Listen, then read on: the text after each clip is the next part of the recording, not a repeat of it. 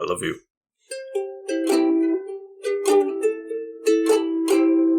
Welcome back to the Couch Potatoes, to the Marvel playlist. Yay! I am the Green Traveler from Gorge. And I am the Faceless Leo. Whoa, I'm traveling around my microphone. It's my new ability.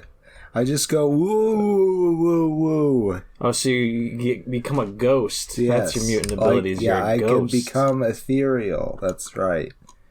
And I'm super stretchy. The more I think about it, I think I would actually really like the blue ones. Mystique. Is that her name? Mystique. Mm-hmm. Yeah. I'd like to be able to just, shift form into whoever the fuck I want to be. I see. I thought that'd be awesome. I thought that you were going to say that you just wanted to be with one of the blue ones. Like, just have Mystique and Nightcrawler and Beast just in the same room with you, and you're just like, oh yeah, everybody all at once. Come on now. This is great. I'll be okay with this. So I did like, nothing too bad about that. My old Easter egg spoiler. I did like seeing Hank McCoy on the TV. I don't know if it was... what's his name? Frasier? Yes. Kelsey Grammer. Kelsey Grammer, thank you, yeah. I don't know if it was him or not, but yeah, he was on the TV and it said Hank McCoy, and he was just a human. Yeah. Like, he was just a normal guy and just said doctor in front of his name, and I was just like, I didn't remember him being like... I mean, they cut a lot of characters out of this movie because Fox was still worried about budget at the time. So, like, he might have been one that was cut out, I guess, but... Maybe. Yeah, it was a funny Easter egg when I saw him. I was like, I wonder how Blake would feel about this. Because he's human. Yeah, I mean, maybe he hasn't done that experiment yet because, all right, we'll talk more about it when they actually bring in a Hank McCoy, which is... Right, that's fair. The next time we talk about X-Men. So, in this one, the team thinks that everything is back to Norman, except for they only get Norman because there's mutants and they can't have Norman. I hear you. Okay, so there is an attack against the president of the United States. Oh my goodness! That's right. I forget who plays him, but it looked like Ray. What's his nuts? Ray Romano. President McKenna, played by Cotter Smith, but Ray Liotta. I thought he looked kind of like Ray Liotta, but yeah, I guess I could. I don't really have an image of the guy in front of me, but I guess I can understand. I don't quite remember what he looked like. Right. This was also 20 years ago, so. The guy looked more like Ray Liotta 20 years ago than he does now. Okay, anyhow, the attacker ends up being Kurt Wagner, a.k.a. Nightcrawler, played by Alan Cumming. And not played by Jake Gyllenhaal. Do you remember that movie? I do, yes. I haven't watched it. So good. I was kind of hoping when I first heard about it, like I just heard, hey, have you seen that Nightcrawler movie? I was like, did they make a Nightcrawler movie? That'd be so cool. Yeah, it's a very, very different character, which is hilarious. Yes, very much so. No, I can't think of Kurt Wagner without thinking of Jake Gyllenhaal now, which is just very weird. That's really funny. I do think that, honestly, he would not... He'd make a good Nightcrawler if he has a good German accent. Anyhow, Alan Cumming does a good job. He is one of the mutants that can't hide because he is always blue. He also has sharp teeth, pointed ears, and the tail of a devil. Oh, also hands and feet, like he's got more posable toes than the average human. But he also has Ninja Turtle hands and toes. And feet, right. That is. And I will also say, as a kid, I was very confused because... And this is just me being racist against mutants, but I thought he was just a different actor playing Toad from the first movie. Like, I thought for a long time, when like I don't know how many times I watched this movie thinking this before I realized it was a completely different character. Yeah. But like, I thought it was just like, oh, they got better budget. They were able to give him a cool tail and like make him blue. Like, I get it. Right. Okay. Right. Instead of green. Yeah. Nope. Completely wrong. Completely wrong. So he's not a toad. He's a nightcrawler. He's a worm. Now. Right. Yeah. And it was another weird thing too, is because I know very little about the X-Men except for I watched the TV show when I was a kid, so like I remembered certain bits of that, and I was watching that show when these movies came out. But like, Nightcrawler was always a good guy, and the very opening of this movie, he's about to kill the president. He is about to kill the president, but that is because he is being controlled by this drug that was developed by this colonel that has been dealing with mutants nearly as long as Professor X has been trying to help his fellow mutants. And this man is Colonel William Stryker, played by Brian Cox. This might be the first thing that I saw Brian Cox in. Good old Brian Cox. Yeah, I don't know. The man's got such an extensive filmography. Yes. Like, I was looking through it, and I was like, surprised. I couldn't tell you which one was first. Yeah. It would make sense. Yeah, it would make sense if this was my first two, I guess, because 2003 film. I was only 10 when I'm pretty sure I saw this one. I don't know if I saw this one in theaters, but I definitely saw this one like. I definitely saw the third one in theaters, because I'll tell a story when we get there. But I definitely had both this and the other on DVD. I have that set, the dual set still. That's how I watched these for this review. Yeah, so the X-Men, which for this mission is, I think, just Jean and Aurora. I don't remember. Anyways, they go pick up Kurt and find out that he was being controlled. That's where that goes. Yeah, they really do the Empire Strikes Back approach to the story, where they divide all of the characters up for this one, which is kind of cool. Yeah. I think they handle it pretty well. I do too. I have issues with it, which I'll get to later, but like, sure. I think it's decent, decently done.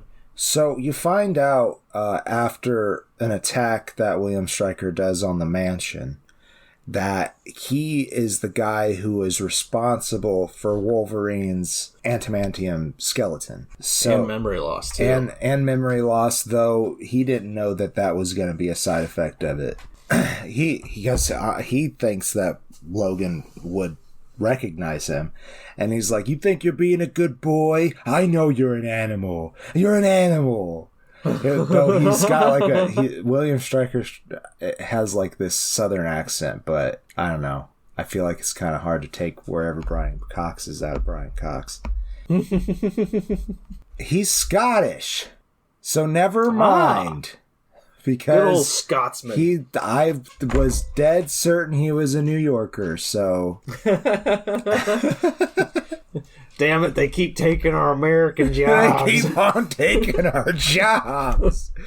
Aurora,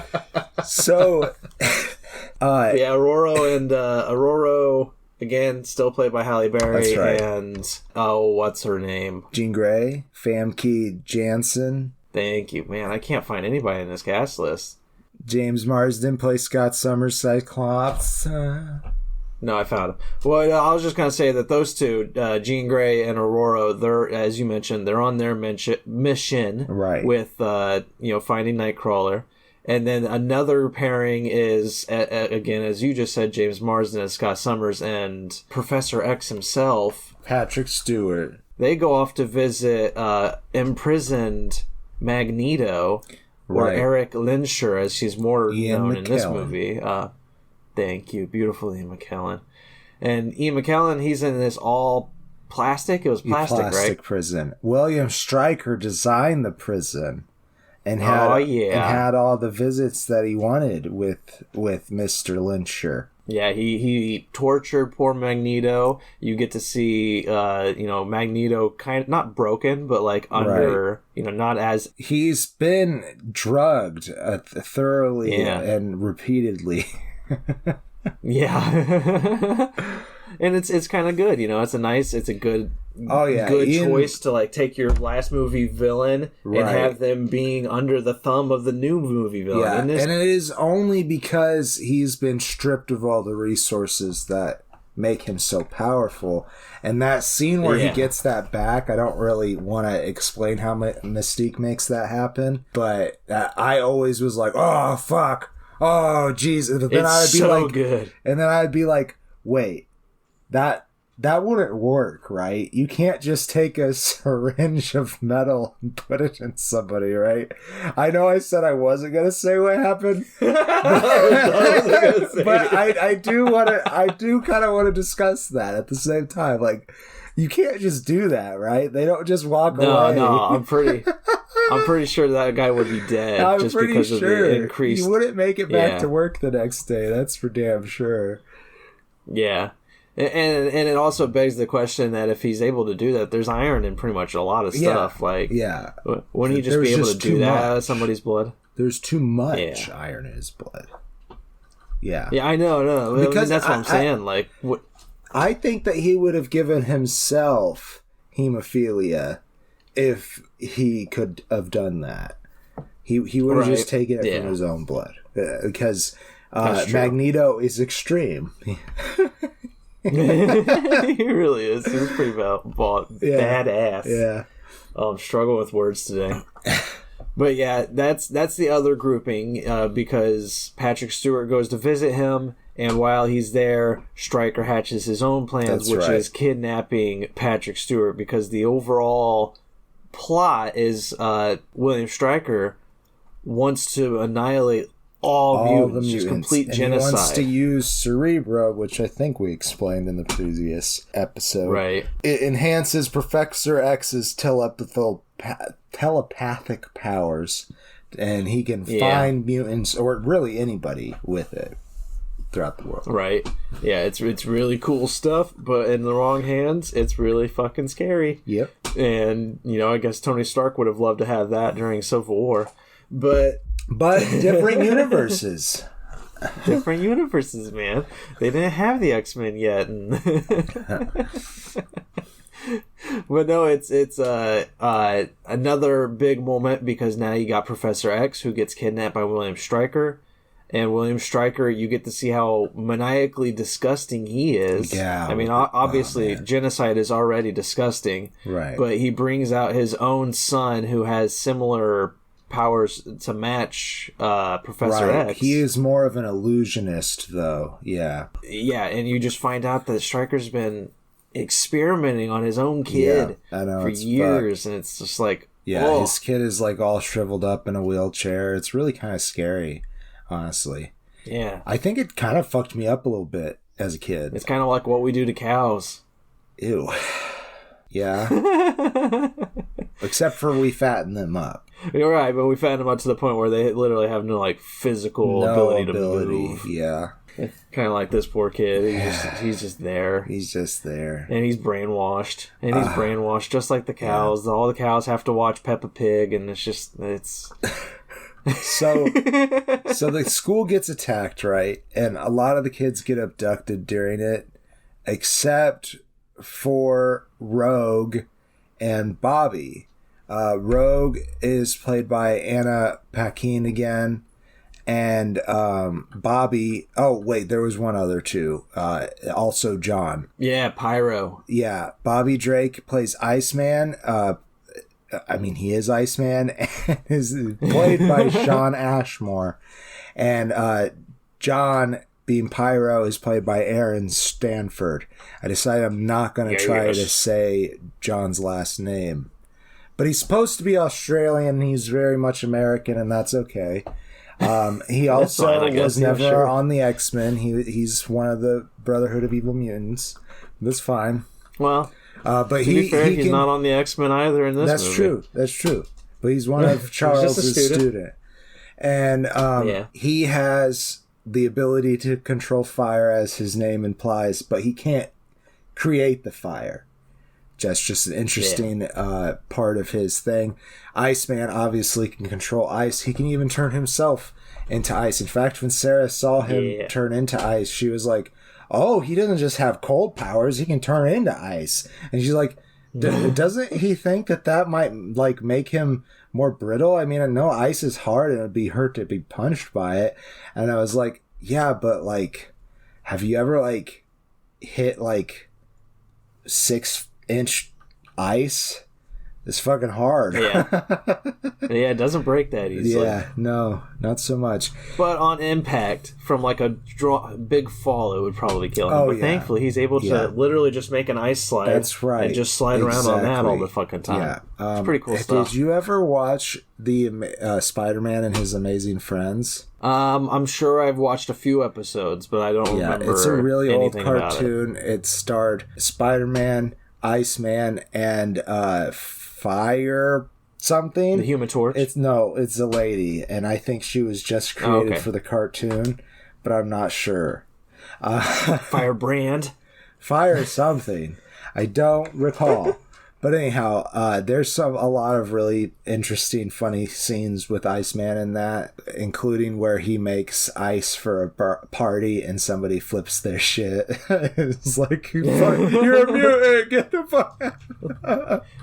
Yeah, I mean, and I really like the Iceman presented here, like, because his first action, they're in those three that you mentioned, Rogue, Iceman, and Pyro, they're all in at a museum. Yeah, all the students are at a museum. Yeah, and they're by themselves at the cafeteria, and some shit goes down with some normies, and they end up using their powers, and everything freezes around them. Like all the people freeze. Some machinery is still going because it's just like it's not completely stopped, but like you can hear like static over radio, stuff like that. And then out comes Professor X, and he's just like, fucking don't, guys. Yeah, pretty Jesus much. Christ. He's like, you guys are children. Well, mostly he has to call down John, but he was trying to be diplomatic as always and not pointing it directly at John. It's like, you guys can't just show off your powers.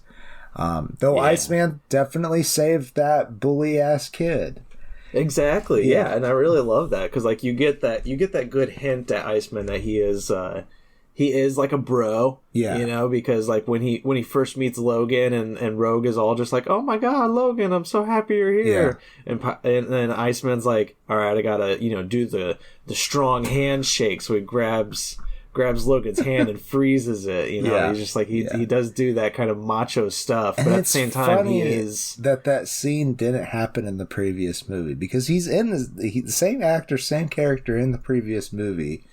So it's funny that didn't happen before. But they weren't dating at that time, That's right? That's true. Like, he was just the only person being kind to her out of the students.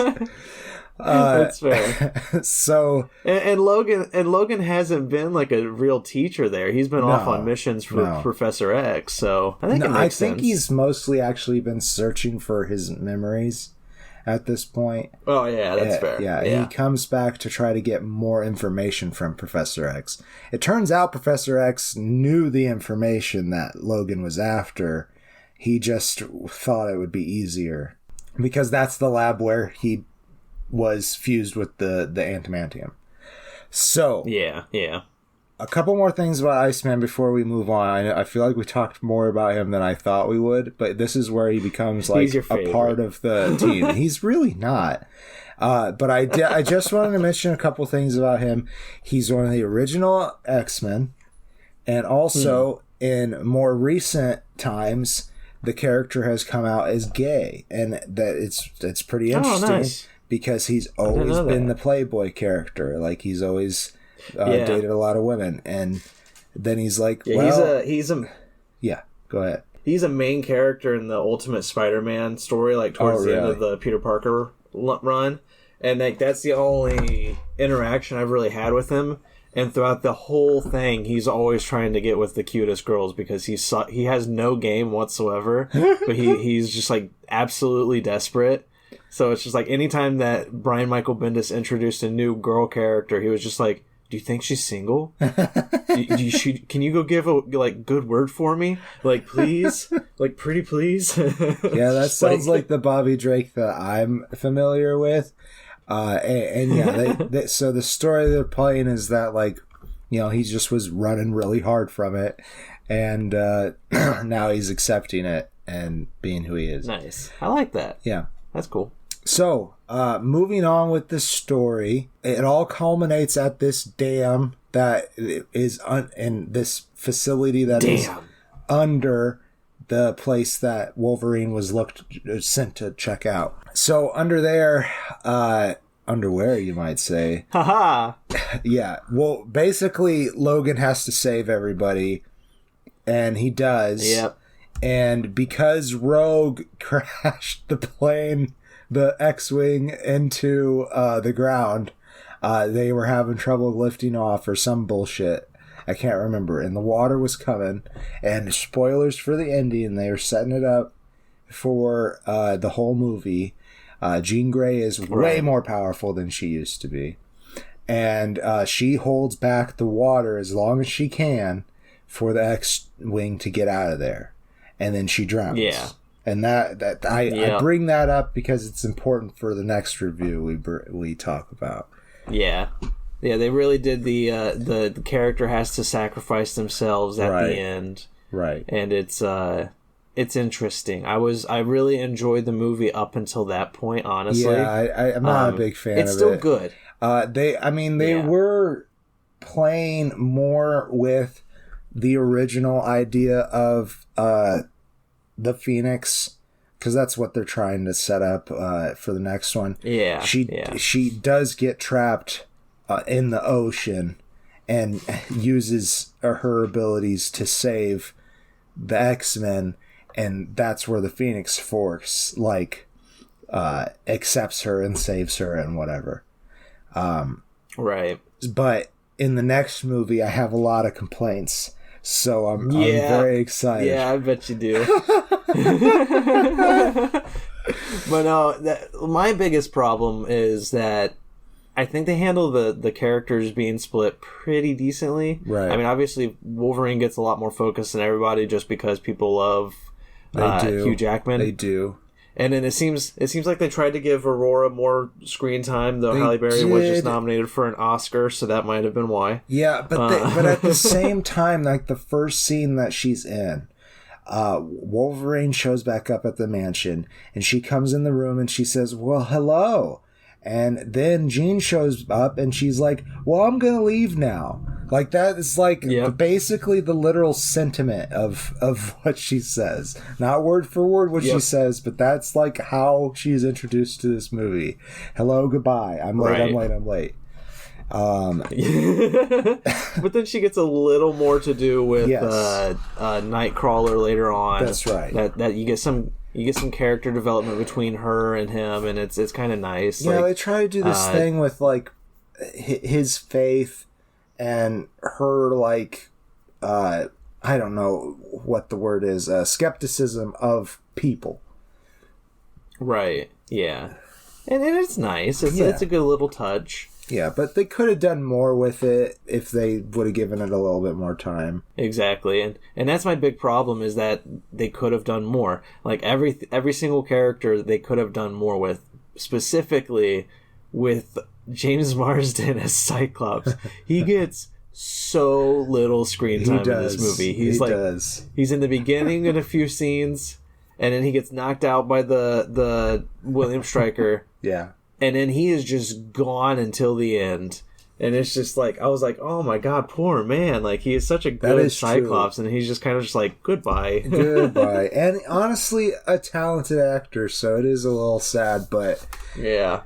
There's a lot of characters, and a thing like this where they have a big roster, they're always going to want to introduce new characters from the verse. Right. Speaking of Lady Deathstrike, who's important to... Wolverine's storyline is in this, and she's played by Kelly Hu or Wu. I'm not entirely sure the HU sound makes, but she in this is basically just Stryker's lapdog, which she does get experimented on as well in the comics. And it's kind of weird where exactly their relationship stands, but you get the idea that they're lovers in the part of Logan's life that he forgets. Yeah, I guess that this whole story comes from the Chris Claremont storyline. I sadly haven't been able to read Chris Claremont's X-Men because they're fucking expensive. Yeah. So Marvel, why don't you fucking re-release your goddamn trades already? I'm getting tired of you. But anyways, it comes from the storyline God Loves, Man Kills. And I guess Lady Deathstrike just takes place of another character in that. Because I guess there's a character in that who follows that kind of a storyline with William Stryker, and they're just kind of like, we want Lady Deathstrike, so we're just kind of implant her here. Horn her in. I do, however, really like the concept that they went with Lady Deathstrike, because she's kind of the worst in the comics. It's kind of gross. In this, her fingernails grow and are made of adamantium, just kind of like how Sabretooths grow a little bit, except for really long, and they're just long little razor prick things that she fucks Wolverine up with. It's a fun fight. Yeah. I'll give it that. I do really like the fight that they do. It's good, yeah. Oh, the ending. I mean, a lot of the fights in this are really well done. Like, the choreography is really handled well. The CGI holds up, pretty well, except I have one issue with the CGI, and it's their fucking jet. The X-Men's jet. I can't remember what it's called. What'd you call it? No, of course. I should have known it was X-Wing. But I think it's called the X-Wing.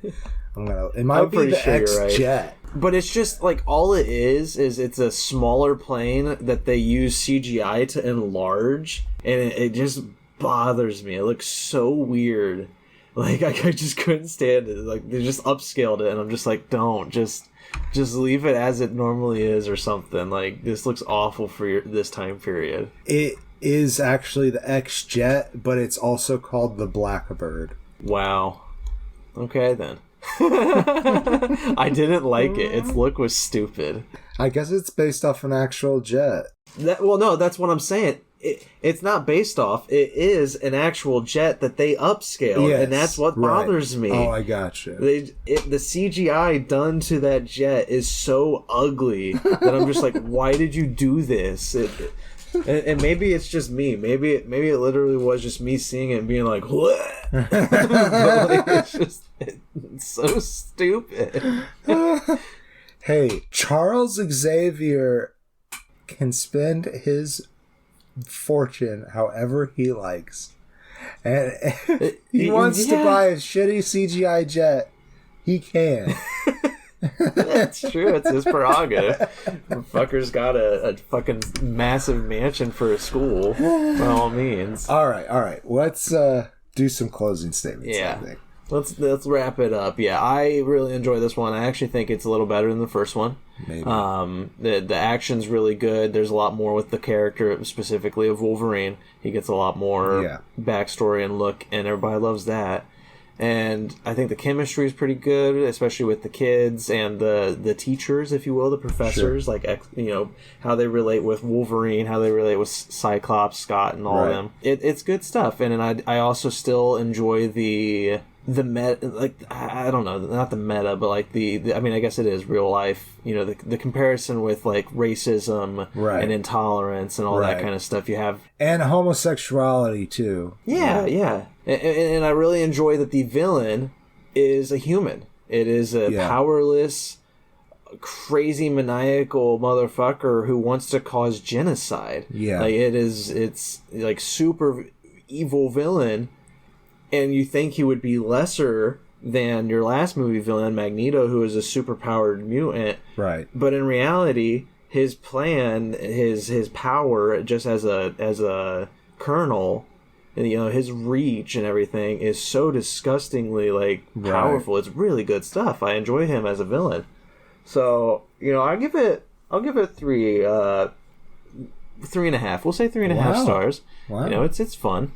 Yeah. Well, that's a very good score. I do give it 100% a full face because it is a fun movie.